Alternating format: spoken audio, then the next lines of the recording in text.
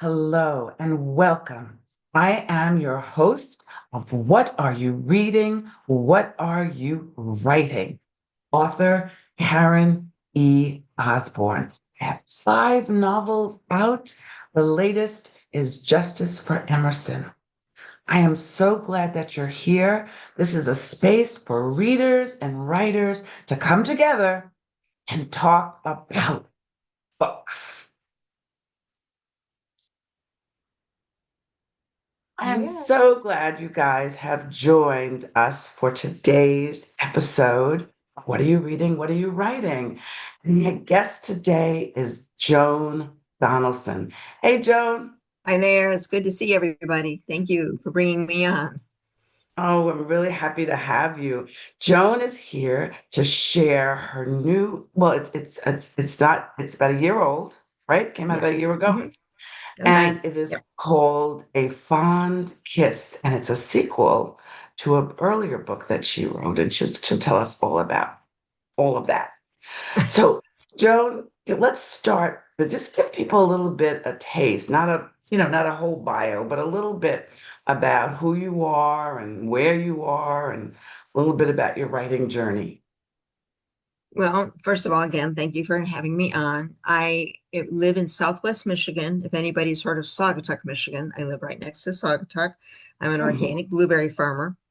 And I wrote when I was young, but when I became a farmer, I was just too busy because we were living off the grid, growing our own food, pumping our own water, doing all of that, and farming full time, building houses and barns. So I processed it in my brain, but I didn't write. And then about 1987, for those of you who know Tasha Tudor, she and I and another friend we went to study Spencerian script. And during that workshop, somebody told us a story. And Tasha looked at me and she said, "Now we're going to do a picture book. You write that down and we'll do a book together," which was just an incredible offer because she's a world famous illustrator author. And I did that.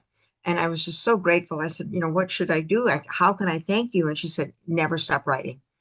And so I just kept on writing. Beautiful story. Oh my gosh. That's a wonderful story. What a smart thing she said. Just don't stop writing. That's Yeah, what I she love said. that. She was a So wonderful mentor. yeah.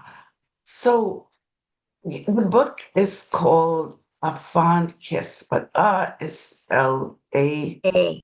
It's E. really A Fond Kiss. That's what the title A, is. not Yes. A. A Fond Fond Kiss. Kiss. So could you tell us a little bit about the title before you tell us about the book? Tell us about Tell the us about the title. title. Sure. The title comes from a Robert Burns song. And remember, Robert Burns is the famous poet from Scotland. And his most famous song is All Lang Syne. The next one is A Fond Kiss. And I grew up in a household where my father would play bagpipe records. My mother listened to Scottish singers. And so I've heard this song all my life. And I started thinking it would make a great title for a book.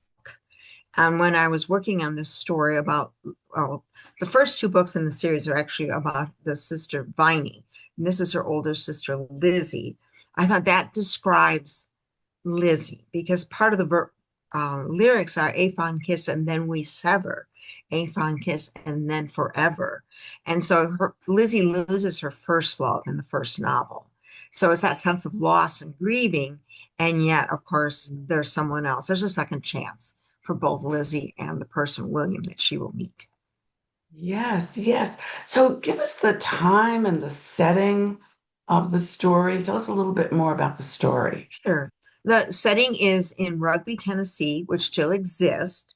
Rugby was a utopian social community started in the 1880s by Thomas Hughes, who actually was a very big celebrity. And he came from England, and along with some different Englishmen and Americans, they put together this settlement because it was a time of almost a depression, and so many of the young men in England couldn't find jobs. Plus, if you were the son of a landed gentry, you were only allowed to go, let's see, in the military. You could become a professor or a doctor or the clergy, but you could never become a farmer. And so Thomas Hughes thought, these young men should be able to learn to work with their hands. So he settled rugby with the idea that it was like a social experiment where both men and women could come, be treated as equals, and learn to work at jobs with their hands. And it ended up about a third from England, a third from the general Appalachian area, and then a third from other places. Like I had one lad come from Boston because quite a few did come from Boston. So it it worked for about 10 years, but there were some major problems that happened. And the biggest one was really the Englishmen, for the most part, did not know how to work.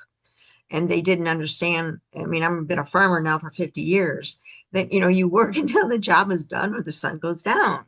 And they worked until it was time to have tea and tennis. And so that's one reason it just didn't work.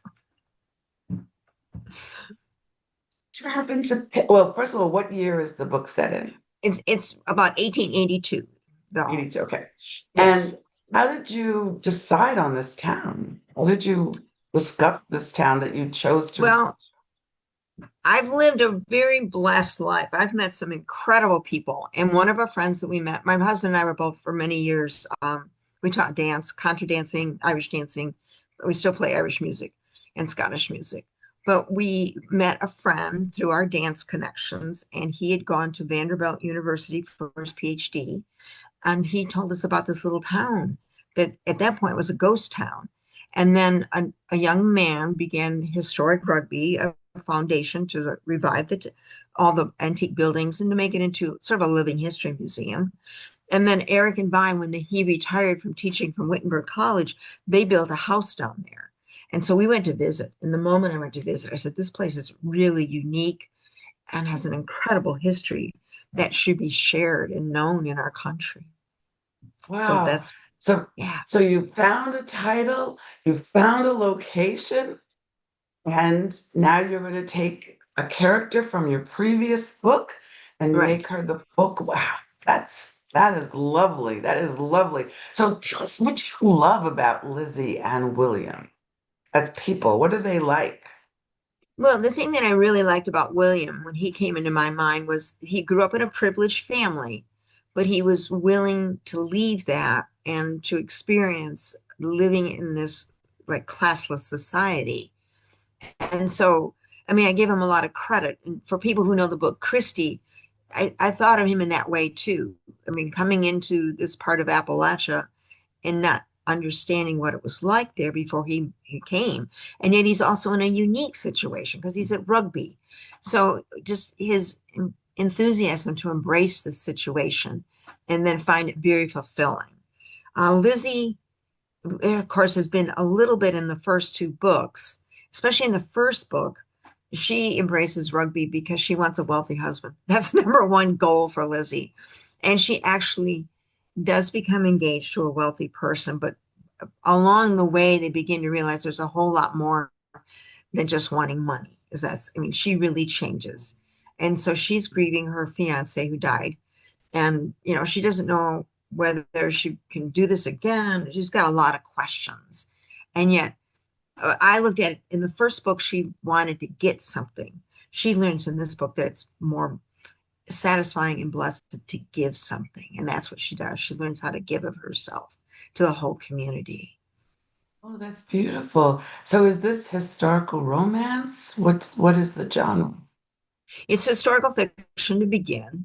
And then I would say, yes, it's historical romance in that sense. But the romance is not the main part of, I mean, it's the plot, but I consider the whole story, it's a greater story than just a romance novel. And a romance novel has to be, that's the whole plot. Well, that's not the whole plot of this story. This story is really about grieving and community. All of us need a community and we need to give back. We need to feel like we are contributing to our community. I don't write romance either, but there's always romance in my books. Right. Yeah. It's there, right? It's part of It's life. life. Yeah. Yes, yes. So writing, so you've already shared some of the really interesting things that you've discovered in your digging and Right. learning the history. But is there something you've not shared with us that when you were doing your research really surprised you or amused you or moved you? Well, something that I did, I mean, I spent about 10 years on research when it comes to On Viney's Mountain, and then more research after I published that book, which actually it represented the state of Tennessee at the National Book Festival. So that was like one of the biggest honors I've ever had. Um, in my reading of Hughes, his first person account of coming into America, finding out that he was this huge celebrity, but as he takes the train south, and remember, this was supposed to be a classless society, and this is Reconstruction. So he's seeing these villages of African American who have been recently liberated, or some of them were still children when they were slaves. And he just mulls over, he would like to see African Americans at his community too. And that's one of his dreams. And what was so neat is about 4 years ago, Rugby finally unearthed photographs of one African American couple who made it there and were part of the community. So I thought your dream did come true. So that was neat to see it all grow together, basically. And I love that part of it. Yeah, I love that too. That is great. So, um, one of the things that I have found that just like my characters grow, right? They have their arc.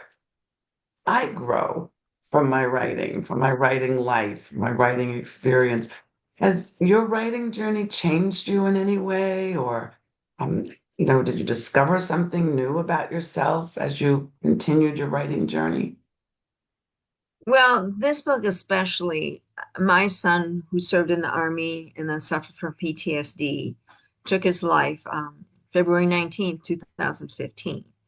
And at first, my friends were, because I also write a lot of nonfiction essays, and friends were saying, well, have you written about it? And I'm like, I can't put a sentence together, you know? But then finally, I started working on this novel, and partway through, I realized I'm projecting my grief on all of these characters and everything that I've learned, I'm putting into them, but I'm also learning as I watch how they um, navigate the journey of grief, basically. So I realized that this was my therapy. It really was in the long run. Um, I, that's what I needed to do. And I also have encouraged other Gold Star mothers to think about this. If you can't write in a journal, just write a story and see if you can start writing it in fiction. Right. Yeah. Wow.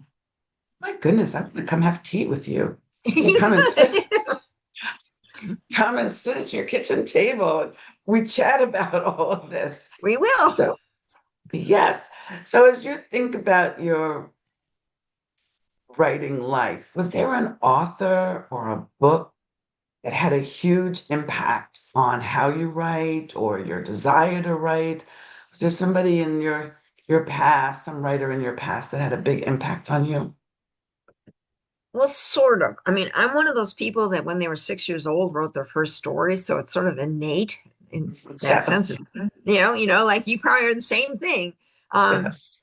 but I think I learned to love historical fiction from Laura Ingalls Wilder's and some very good Mm, storytelling from her. But then as an adult, my very favorite historical writer is Conrad Richter. He won the Pulitzer for his trilogy called The Awakening Land. He wrote The Trees, the Town, no, The Trees, the Field, the Town, and it takes place in the Ohio Valley just after the Revolutionary War. So he was an incredible writer. And I've read those books multiple times, just like I read Lauren Wilder's books multiple times. mm, But as an adult, when I read his books, it just taught me a great deal about how he put stories together. And that's an yeah, important clue. it really is. That's why, well, many reasons why writers are readers, but one of the many reasons that writers are readers is we learn so much Yes. from Yeah. reading really terrific writers. We learn a great deal. Is there something that you've read recently, that's landed in your to be read file and you picked it up and got it started that you could recommend to our audience? Billy, there's a book that I'm rereading, and that's Braiding Sweetgrass, which is a collection of essays by Robin Wall Kinnear. And that she's a Native American, but she also has a PhD in biology and she teaches it. So it's an amazing book. Much of it is just pure poetry. So I started rereading that because I'm writing essays right now. And then as far as a novel, someone who just sort of blows my socks off is Bonnie Jo Campbell, and her latest books is The Waters. And it's just sort of this mythical story, and yet it's steeped in the rural culture of Michigan, right where I live. Bonnie Jo lives about 50 miles from me. She lives over by Kalamazoo, and she's an incredible writer. Her other books are a little darker. So if anybody wants to start with a book, I'd start with that book because she's a master storyteller. You're great. You're introducing me to some new authors as Oh, well. good. So thank you so much. So, Joan, I'm not the only one now that wants to sit at your kitchen table and have a cup of tea with you. So, could you tell our audience how they can find you online, what your website is? Of course, people you know. You can go to Amazon, you can go to Barnes and Noble, you can go to Right. your local independent bookstore, you can Yes. go to your library, and if you don't find her there, ask, and Yes. they Thank will you. get it. So right? That really helps us so much.